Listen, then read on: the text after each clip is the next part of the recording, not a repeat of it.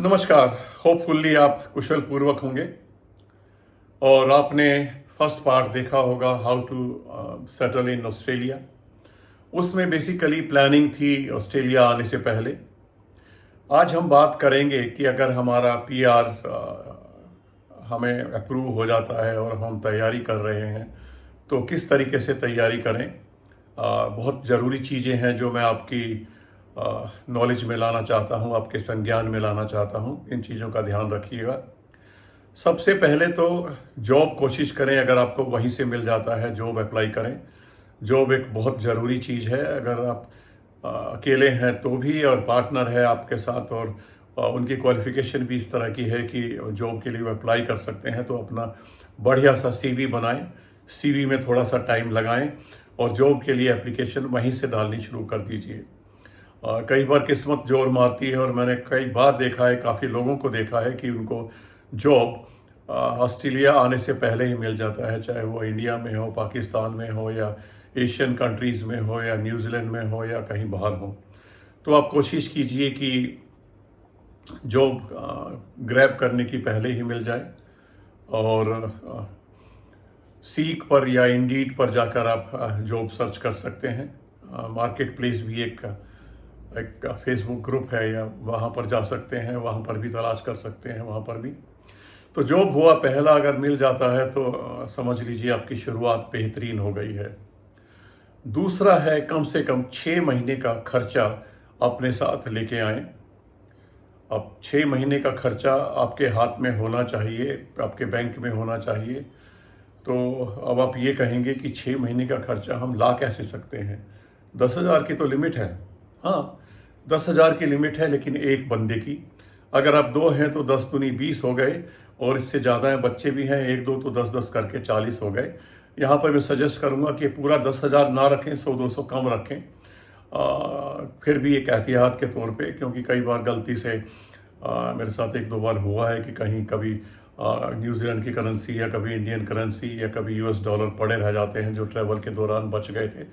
तो थोड़ा सा इंश्योर करें कि 10,000 से 150 कम रखें। ज़्यादा जरूरत नहीं है, पर वो 10,000 से थोड़ा सा लिमिट को कम रखें। 10,000 ऑस्ट्रेलियन डॉलर, यूएस डॉलर नहीं। तो ये हुआ पैसे के मामले में। अगर ये हो गया आपका, इसके अलावा भी एक तरीका होता है जो आप डिसाइड करें कि लीगल है कि इलीगल है। मुझे नहीं लगता इसमें कोई बुराई है। आप ट्रैवल कार्ड खरीद सकते हैं। वो ट्रैवल कार्ड आपके बैंक से जाएगा तो वाइट में होगा। तो ट्रैवल कार्ड भी आप अपने एक अकाउंट से या 2 अकाउंट से, अगर हस्बैंड वाइफ हैं तो 2 अकाउंट से 10-10 हज़ार तक आराम से आप लीगली ट्रैवल कार्ड खरीद सकते हैं। तो अगर आप 2 हैं तो 2 दूनी 4, 40,000 हो गया। अगर फैमिली है, बच्चे हैं, तो उस हिसाब से लगा लीजिए, 2 ट्रैवल कार्ड खरीद लीजिए। तो मुझे लगता है कि आपका 6 महीने का तो पूरा हो ही गया है। उसके लिए भी, इसके अलावा एक सावधानी बरतें आप। अगर आप सेफ साइड में खेलना चाहते हैं तो आप अपने किसी भी रिश्तेदार के अकाउंट में 2-4 लाख डाल के जाएं, क्योंकि भगवान ना करे अगर ऐसी नौबत आती है, वहाँ पर ज़रूरत पड़ती है, जॉब नहीं मिलता या और परेशानी आती है, किराए पे मकान नहीं मिलता, जो आजकल बड़ी परेशानी हो रही है, हम आगे बात करेंगे, तो वो आपको एज ए गिफ्ट भेज सकते हैं। 1 साल में कोई भी रिश्तेदार, कोई भी रिलेटिव 7 लाख रुपए तक बिना किसी 7 लाख रुपए तक बिना किसी रुकावट के गिफ्ट भेज सकता है। तो यानी कि एक प्लस पॉइंट हो जाएगा आपका। कल को अगर दिक्कत आती है तो 7 लाख का मतलब है 11-12 हज़ार डॉलर आपको इस तरीके से एक फाइनेंशियल ईयर में भेजे जा सकते हैं। तो ये हुआ फाइनेंशियल प्रिपरेशन, आपका जॉब की प्रिपरेशन हुआ। इसके बाद आप एयरलाइन से टिकट खरीदेंगे। जाहिर है, इतने समझदार तो आप हैं ही कि गूगल करेंगे, चीपेस्ट एयरलाइन खरीदेंगे। कोशिश कीजिएगा कि चीपेस्ट तो हो लेकिन वो सेफेस्ट भी हो। क्योंकि चीपेस्ट के चक्कर में आप ये ना भूल जाएं कि कहीं पे हॉल्ट 10-10, 12-12, 14-14 घंटे का है, आप पड़े हैं एयरपोर्ट पे हैं, वो हॉल्ट भी देखिए कितना, ले ओवर टाइम कितना है। बाकी आपके ऊपर है। अगर आप ग्रुप में हैं, फैमिली के साथ हैं, 4-5 घंटे तक तो चल जाता है, लेकिन 14 घंटे 16 घंटे वो ज़्यादा है। हालांकि वो आपको सस्ते दाम पर फ्लाइट्स मिल जाती हैं। चलिए, फ़्लाइट्स भी आपने बुक कर ली, इंश्योरेंस करा के चलिएगा शुरू में, ट्रैवल इंश्योरेंस के नाम से कम 1 साल का करा के चलिएगा, आराम से हो जाती है। इसके बाद ये भी सॉर्ट आउट हो गया। उसके बाद एकोमोडेशन रेंटिंग में तो शायद आपको इस तरीके से नहीं मिलेगी, लेकिन अगर booking.com या इस तरह की और वेबसाइट पे आप जाते हैं तो वहाँ पर B&B टाइप या इस तरह की एकोमोडेशन मिल जाती हैं, जो आपको लॉन्ग टर्म के लिए मिल जाती हैं। लॉन्ग टर्म का मतलब वो 6-8 महीने के लिए नहीं देते हैं, पर वो 1 से लेकर और 3 महीने तक भी दे देते हैं, तो उन पे नज़र रखिए। और ये भी नज़र रखिए कि आप कहाँ तलाश कर रहे हैं, कहाँ आप रहना चाहते हैं, कहाँ आप जाना चाहते हैं और कहाँ एकोमोडेशन तलाश कर रहे हैं। कोशिश कीजिएगा कि जो एकोमोडेशन आप तलाश कर रहे हैं वो उस जगह हो जहाँ पर पब्लिक ट्रांसपोर्ट आसानी से मिले। दूसरा, सुपरमार्केट्स या बस स्टैंड, ट्रेन स्टेशन, ये सब कुछ आसपास हों। ये बहुत ज़रूरी है देखने का, इसमें आपको टाइम लगाना चाहिए, क्योंकि वहाँ जाने के बाद फिर परेशानी होती है। यानी कि आपने जॉब सॉर्ट आउट कर लिया, 6 महीने का या उससे ज़्यादा का फाइनेंस सॉर्ट आउट कर लिया, उसके बाद टेम्परेरीली आपने 1-2 महीने 3 महीने की एकोमोडेशन भी आपने सॉर्ट आउट कर ली, फ़्लाइट भी आपकी सॉर्ट आउट हो गई। अब आप जाते हैं, कहाँ जाएं? देखिए, CBD से लेके और चारों तरफ कोई भी सबर्ब, कोई भी सिटी बहुत वास्ट फैला हुआ है। इसके बाद मेन फैसला ये करना होता है, जो आपको पहले कर लेना चाहिए या कर लिया होगा, कि आपको जाना कहाँ है। जैसे मैंने पिछली बार बोला था, Sydney most expensive, Melbourne number 2 पे है, नंबर 3 पे ब्रिस्बेन है, नंबर 4 पे पर्थ डालूंगा और उसी श्रेणी में मैं एडिलेड को भी डालूंगा।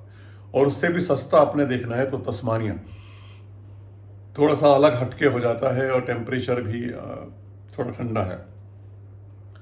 वेदर के हिसाब से जो मुझे अच्छा लगता है, सबसे अच्छा वेदर के हिसाब से ओवरऑल क्वींसलैंड है।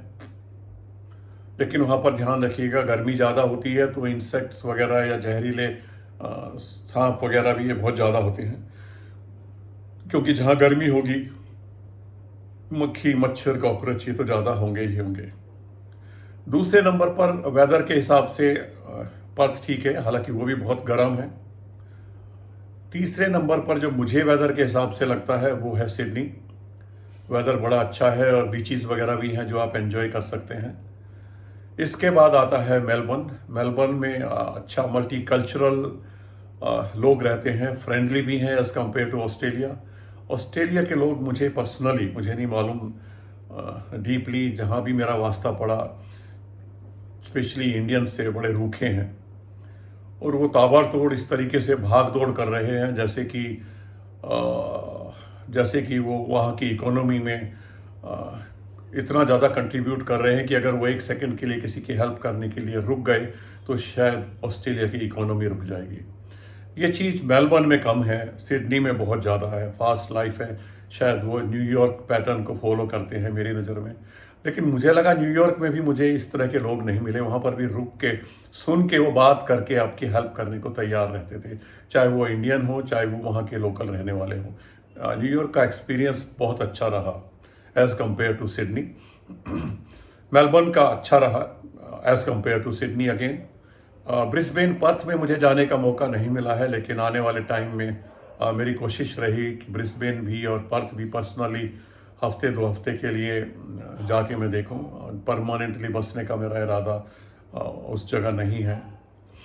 तो आप उसके बाद चुनिए सिटी कौन सा चुनना है आपने, ये भी बहुत ज़रूरी है, क्योंकि जॉब तो आप वहीं अप्लाई करेंगे ना जहां आपको बसना है। तो अगर आप मल्टीकल्चरल एनवायरनमेंट में रहना चाहते हैं, इंडियन कम्युनिटी ज़्यादा आपको चाहिए, दिन में 4 तरह के वेदर अगर आप देख सकते हैं, तो मुझे लगता है कि पिछले कई सालों से मोस्ट लाइवेबल सिटी में मेलबर्न सिडनी से पहले आ रहा है। ऑकलैंड के साथ कंपटीशन रहता है मेलबर्न का, और मेलबर्न बेहतरीन जगह है जिस तरह से लोग रहने वाले बताते हैं, और थोड़ा बहुत मैंने भी देखा है और जान पहचान वाले रहते हैं।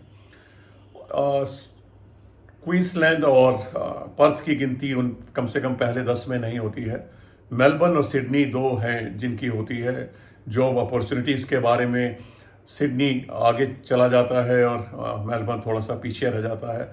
तो हर जगह के प्रोस एंड कॉन्स होते हैं, तो ये तो आपको देखना है कि आपको कौन सा ज़्यादा सूटेबल लग रहा है। अगर मेलबर्न की तरफ जाते हैं तो जाहिर है कि आप कुछ पैसे तो ज़रूर बचाएंगे, सेविंग्स होगी, किराया भी सस्ता होगा और बाकी चीज़ें भी सस्ती होंगी, तो सेविंग्स के चांसेस वहाँ पर बढ़ जाते हैं और क्वींसलैंड में और भी ज़्यादा बढ़ जाते हैं। सिडनी में थोड़ा आपको स्ट्रगल करना पड़ेगा।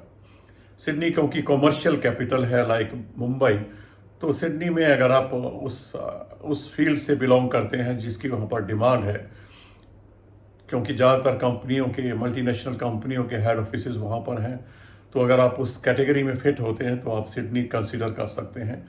अदरवाइज आप पर्थ की बजाय ब्रिस्बेन यानी क्वींसलैंड और मेलबर्न में से ज़्यादा सरल होगा मुझे लगता है आपके लिए तलाश करना। और फिर अगर 2-4 साल रह के भी आप शिफ्ट हो सकते हैं तो देखा जा सकता है वो तो, क्योंकि असली बात तो ये है कि हर इंसान की प्रायोरिटीज़ अलग होती हैं। मेरी अलग है, आपकी अलग होगी, तो ये तो आपको ही फैसला करना है कि कहाँ आपको सूट करना है। और जॉब जहाँ मिलता है वो जगह सबके लिए बढ़िया होती है कि सबसे पहले तो सर्वाइवल के लिए डॉलर में इनकम चाहिए और वो जॉब से मिलेगी, तो उसके हिसाब से आप देखिएगा। और जब वहाँ पहुँच ही जाएंगे तो फिर आप BNB में 1-2 महीने रहेंगे तो आप ये देख भी लेंगे कि कौन सी सबर्ब आपको सूट करती है। CBD से तो दूर रहिएगा, लेकिन वही है कि public transport, train station, metro station और जहाँ पर सुपरमार्केट्स हों उनके आसपास रहिएगा। और सुपरमार्केट्स में जो मैंने देखा है 3 हैं ऑस्ट्रेलिया में। वुलवर्थ सबसे एक्सपेंसिव है, कोल्स नंबर 2 पे है और ALDI सबसे नंबर 3 पे जो ज़्यादा इकोनॉमिकल है। तो सुपरमार्केट भी आप देखिएगा। पब्लिक ट्रांसपोर्ट में तो आपका कार्ड बन जाता है, वो हर जगह चलता है। तो पब्लिक ट्रांसपोर्ट तो ब्रिस्बेन में थोड़ा सा वीक है जो मैंने रिसर्च किया है। मेलबर्न सिडनी का काफ़ी अच्छा है। और बाकी रहा वहाँ पर जाने के बाद, जब आप वहाँ पर पहुँच जाते हैं तो अगली बात 2 चीज़ें आती हैं। अगर आप पहुँच गए, जॉब भी मिल गया या जॉब की आप तलाश कर रहे हैं, उस चीज़ में उस दौरान आप 2 चीज़ ज़रूर करें। Number 1, TFN tax file number के लिए ज़रूर अप्लाई करें। नंबर 2, आप मेडिकेयर कार्ड के लिए ज़रूर अप्लाई करें। और हो सके तो वहाँ 1 साल तो चल ही रहा है, तब तक इंश्योरेंस ना खरीदें। अगर वहाँ खरीद लेते हैं हेल्थ इंश्योरेंस इकोनॉमिक वे में थोड़ा सा, तो और अच्छा रहेगा।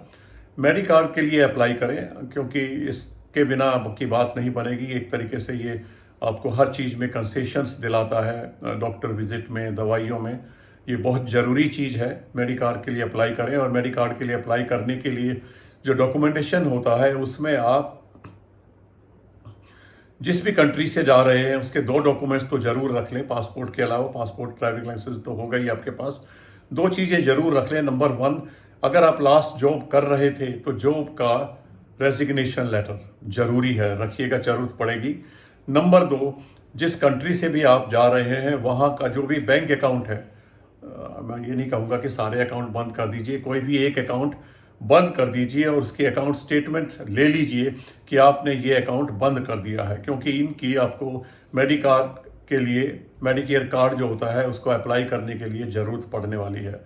ध्यान रखिएगा, बहुत इंपॉर्टेंट चीज़ें हैं, इनको भी आप तैयारी करके ले जाइएगा। सारे ओरिजिनल डॉक्यूमेंट्स, सर्टिफाइड कॉपीज़ सब साथ लेके जाइएगा, क्योंकि वहाँ अप्लाई करेंगे तो जाहिर है ज़रूरत पड़ेगी। और कई बार वहाँ पर JP से अटेस्ट भी कराना पड़ जाता है आजकल। वैसे तो सेल्फ सर्टिफाइड कॉपी मांग लेते हैं, लेकिन कभी कभी वो JP वहाँ के जस्टिस ऑफ पीस कहलाते हैं, जिनको पावर होती है वो अटेस्ट करने की, तो वो सर्टिफाई करते हैं, अटेस्ट करते हैं, जैसे आपके कंट्रीज़ में कुछ और अथॉरिटीज़ होती हैं। तो आज के लिए इतना ही। अगर आपका कोई सवाल है तो आप पूछ सकते हैं, और उसके बाद मैं कंटिन्यू करूँगा पर्टिकुलर सिटीज़ के बारे में। स्पेशली मेरा क्योंकि ज़्यादा इंटीमेसी मेलबर्न और सिडनी से है, तो मैं 2 सिटी को एक्सप्लोर करने की कोशिश करूँगा आपके साथ, और फिर आपको हेल्प शायद हो सकती है प्लान करने के लिए कि कौन से सिटी में जाएं। आज के लिए बस इतना ही, फिर मिलेंगे, तब तक के लिए नमस्कार।